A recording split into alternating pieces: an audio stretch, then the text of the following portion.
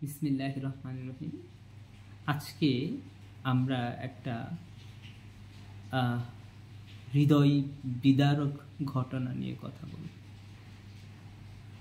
আমরা সকলেই জানি গত 21শে জুলাই দুপুর 1:06 সময় উত্তরা মাইল স্কুল অ্যান্ড কলেজে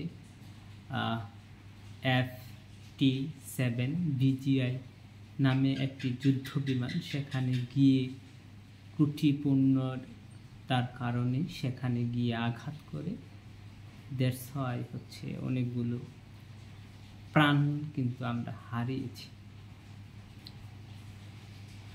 সেখানে একজন শিক্ষক রয়েছেন এবং সেই শিক্ষক নিয়ে আজকে কথা বলবো, মাহরিন সুলতানা। তিনি আসলে মাহরিন সুলতানা স্কুল ছুটি হবে এরকম সময় যে সময়ে বিমানটা ক্র্যাশ করে তিনি সন্তানদের, তিনি তার শিক্ষার্থীদের বাঁচানোর জন্য তিনি নিজে পুড়ে গিয়ে তিনি তাদেরকে বাঁচিয়েছেন। এটা অত্যন্ত একটা স্যাক্রিফাইস। এরকম শিক্ষক হওয়া একজন গর্বের। আমরা তো এরকম শিক্ষকই চাই, আমরা তো চাই এরকম শিক্ষক হওয়ার। তিনি কি করেছেন? তিনি নিজের শরীরকে প্রায় 80% বার্ন করে পুড়িয়ে তিনি প্রায় 20 জন ছেলে মেয়ের জীবন বাঁচানোর চেষ্টা করেছেন। শুধু তাই করেননি, ওই সময় শিশু বাচ্চাগুলার একটু মানসিক শক্তি দরকার ছিল, তাদেরকে তিনি শক্তি দিয়েছেন, বলছেন আমি আছি, তোমরা বের হও। তিনি তার মানবিকতার পরিচয় দিয়েছেন। তিনি তার শিক্ষকের যে আত্মমর্যাদা, শিক্ষকের যে দায়িত্ববোধ তিনি পালন করেছেন।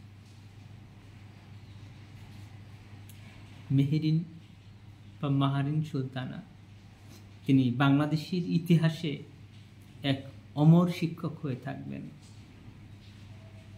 তিনি তার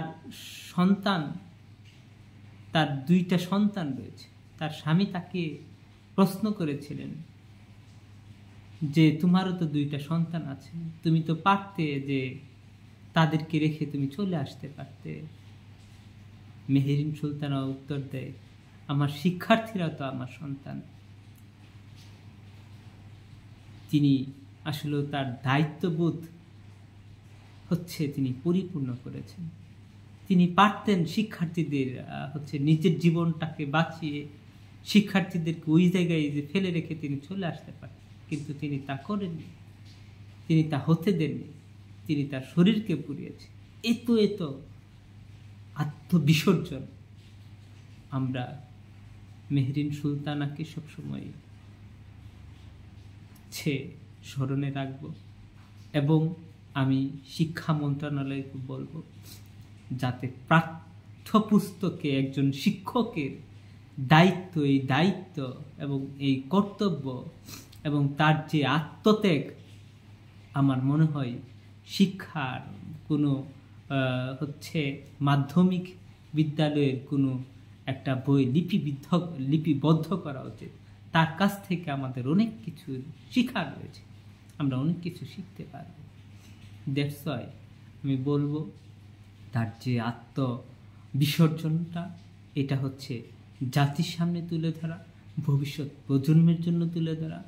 আর তার থেকে আমাদের শিক্ষা গ্রহণ করা উচিত। প্রত্যেকটা শিক্ষককে অবশ্যই তাদের শিক্ষার্থী বান্ধব হতে হবে এবং শিক্ষার্থীর জন্য প্রয়োজনে এভাবে জীবন দিতে প্রস্তুত থাকতে হবে। তবে আমাদের দেশ, আমরা সোনার বাংলা গড়তে পারবো। আমাদের দেশ হবে সমৃদ্ধশীল, আমাদের দেশ হবে সবচাইতে উন্নত দেশগুলোর মধ্যে একটি। ধন্যবাদ।